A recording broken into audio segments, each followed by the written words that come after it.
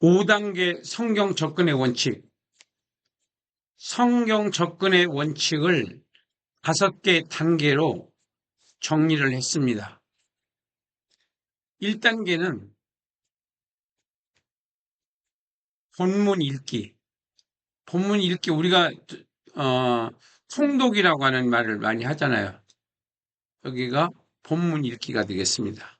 본문 읽기. 근데 읽는데도 방법이 있어. 더 효과적인 방법.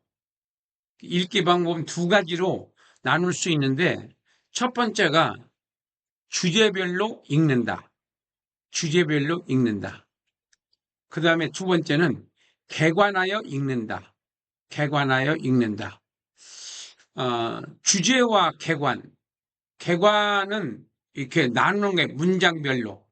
우리가 장, 절 이렇게 나누듯이 개관 성경은 그것을 더 5가지로 장, 절을 장 위에 또 문장과 장 아래의 문장으로 나눠서 5가지로 나눴습니다. 장절은 지금 기존 그게 500년 내지 한 700년 정도 됐는데 그것을 개관 성경을 통해서 5개로 나눴어요. 장절을 5개로 나눴다. 이것을 이제 그렇게 개관해서 읽고 개관해서 주제를 달아놨어요. 주제. 그래서 큰 문장, 중간 문장, 작은 문장 이렇게 장별, 절별 이렇게 나누듯이 대단원, 중단원, 소단원, 대단락, 중단락 이렇게 5가지로 그 문장의 크기를 나눠서 더 이해하기 쉽게끔 나누는 것이 개관 성경입니다. 3927 개관 성경. 이 개관 성경은 이렇게 5단계 성경 접근의 원칙을 적용해서 만든 성경이 3927 개관 성경이에요. 2단계는 본문 관찰이라고 하는 말, 여러분들이 좀 생소하겠지만은 관해적이라는 말은 여러분들 들어보셨을 거예요. 성경에 관심이 있는 분들은 관찰, 해석, 적용이라고 하는 그 원칙입니다. 그것도.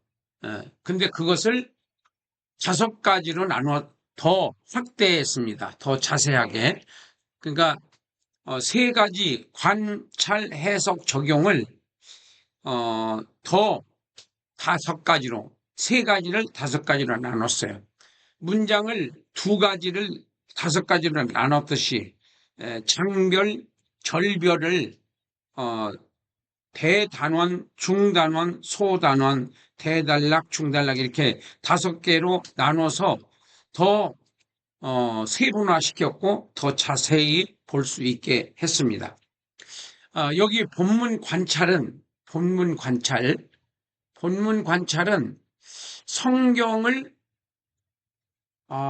관찰하는 겁니다. 본문을 관찰하는 건데 그 관찰의 목적이 뭐냐면은 본문 내용 파악.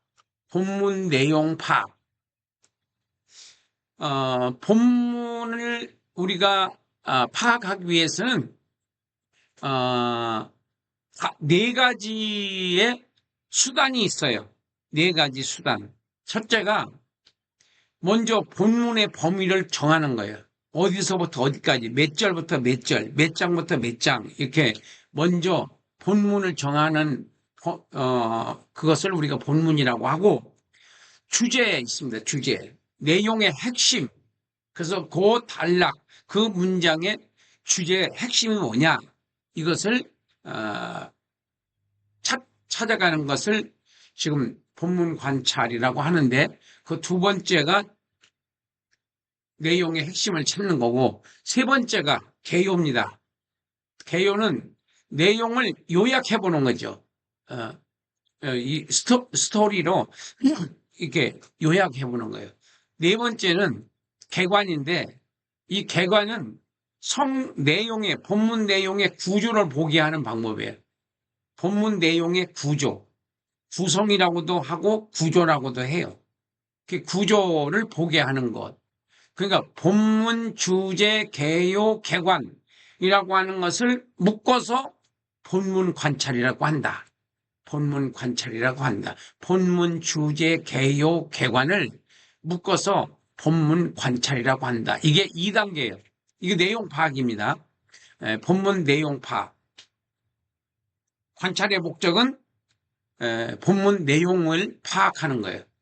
본문이 어디서부터 어디까지고, 주제가 뭐, 내용의 핵심이 뭐고, 내용의 요약은 뭐고, 내용의 구조는 어떻게 되어 있는가, 이것을 찾아가는 것을 우리가 본문 관찰이라고 합니다. 3단계에서는 신학적 해석인데, 이것은 우리가 신학교에서 배우는 거죠. 신학, 뭐 주석, 뭐 이런 것들 우리가 많이 공부를 했겠죠. 이게 그것을 신학의 정의를 말하시오 할 때는 과거 역사의 사실, 더 구체적으로 말한다면 이 성경을 쓸 당시의 저자의 의도, 저자가 어떤 의도에서 이 내용을 삽입했는지, 이 저자의 의도. 두 번째는 원전 해석, 세 번째는 고고학적 자료 등을 통해서 과거 역사의 사실적인 것을 찾아가는 학문을 우리가 신학이라고 합니다. 그래서 이것이 3단계입니다. 근데 4단계가 있어요. 4단계가 뭐냐 하면은 구속사적 해석이에요. 우리가 많이 들어봤죠? 구속사적 해석. 구속사적 해석을 우리가 좀 알기 쉽게 얘기를 한다면은 그림자와 실체. 자, 그림자는 뭐냐? 구약을 우리는 그림자라고 그래요. 그림자. 그러면 실체가 뭐냐? 실체는 사복음서입니다. 사복음서를 우리가 설명한 것이 21권의 서신서입니다. 로마서부터 유다서까지. 이것은 설명을 하는 거예요. 사실은 이렇더라. 그래서 항상 구약을 인용해서 구약의 뿌리를 두고 예수님께서 하신 말씀을 적용하는 거죠. 그래서 그림자에서 실체를 찾아가기 위해서는 먼저 실체가 천국에 대한 하나님의 계획, 이걸 우리가 구속사, 하나님께서는 천국을 만드시기 위해서, 완성하시기 위해서 뭘 하셨는가? 그 다음에 가장 실체에서 많이 나타나는 현상이 예수님의 생애와 사역입니다. 사복음서죠. 예수님의 생애와 사역. 그러니까 예수님은 어떻게 살고, 어떻게 죽으시고, 어떻게 부활하시고, 어떻게 승천하시고, 또 뭐라고 예언하셨는가? 재림하신다고 예언했잖아요. 그러니까 예수님의 생애와 사역을 우리가 왜 반드시 알아야 되느냐 하면은, 예수님의 생애와 사역은 실체거든요. 실체 중에서 가장 내용이 많아요. 아버지 하나님, 성령 하나님, 그리고 육신을 입고 이 땅에 오신 예수님의 그 생애가 나를 본 자는 아버지를 봤다고 할 정도로 예수님은 하나님으로서 사람의 몸을 입고 이 세상에 왔다 가신 분이란 말이에요. 그렇기 때문에 그분의 생활은 우리의 모범이고 바로 신앙생활의 기준과 모범이기 때문에 반드시 예수님의 생애와 사역에다가 우리가 적용을 해야 바른 복음이 튀어나올 수가 있는 겁니다. 그냥 삶에다 적용하면 안 돼요. 예수님의 생애와 사역에 반드시 거쳐서 나의 삶에다 적용을 해야지 예수님의 발자취를 따라가는 성도들의 신앙으로 메시지를 전할 수가 있기 때문에 그렇습니다. 그래서 그림자와 실체에서 네 가지로 나눠봤는데 천국에 대한 하나님의 계획 전체를 봐야 되고, 그 다음에 예수님의 생애와 사역, 바로 실제적인 삶을 하나님이 이 세상에 오셔서 어떻게 살고 하셨는가, 그 다음에 성령님의 사역은 지금 진행 중입니다. 진행 중. 옛날에 한 번 있었다가 없어진 사건이 아니에요. 성령님의 사역은 지금도 진행 중이고 전 세계적으로 지금도 성령 운동이 일어나고 있습니다. 하나님이 정한 수가 채워지기까지는 성령님은 계속 사역을 하십니다. 그리고 종착지는 천국과 지옥입니다. 구속사의 종착지는 천국이 시작되는 장면, 지옥이 시작되는 장면. 그래서 우리가 구속사적 해석은 4단계가 되고 그 다음에 5단계에 가서 우리는 이제 적용을 하는 겁니다. 적용. 근데 적용을 어떻게 하느냐 하면은 복음적이라고 하는 말을 사용합니다. 복음이 아니에요. 뉴앙겔리온이 아니고 여기는 복음적이에요. 이 복음적이라는 말의 의미가 뭐냐면은 예수님의 생애와 사역을 복음적이라고 그래요. 예수님의 생애와 사역을 복음적이라고 그런다. 예수님의 생애와 사역이 왜 복음적이냐면은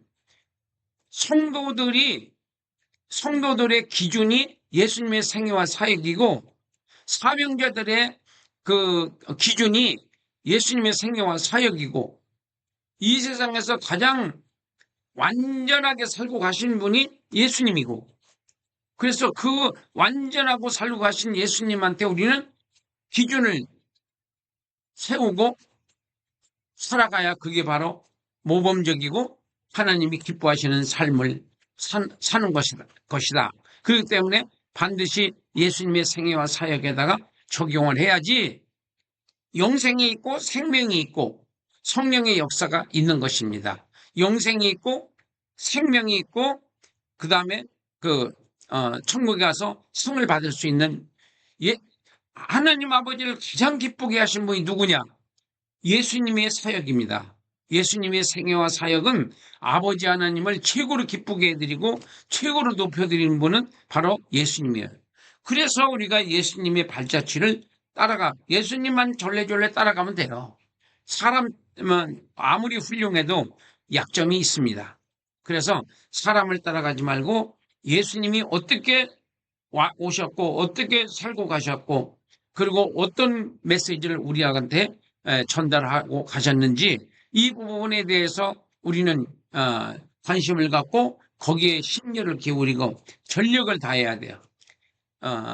우리는 내 뜻을 이루기 위해서 내가 지금 사는 것이 아니고 예수님의 뜻을 위해서 예수님이 아버지의 뜻을 이루기 위해서 살고 가신 것처럼 우리는 예수님의 뜻을 이루기 위해서 살고 있는 거예요. 시간도 내게 아니고 예수님 거고 또 물질도 나의 생명도 나의 모든 가지고 있는 것은 하나님 아버지께서 예수님의 생명을 주고 가꾼 하나님의 기업이고 하나님의 거고 하나님의 재산이 성도들입니다.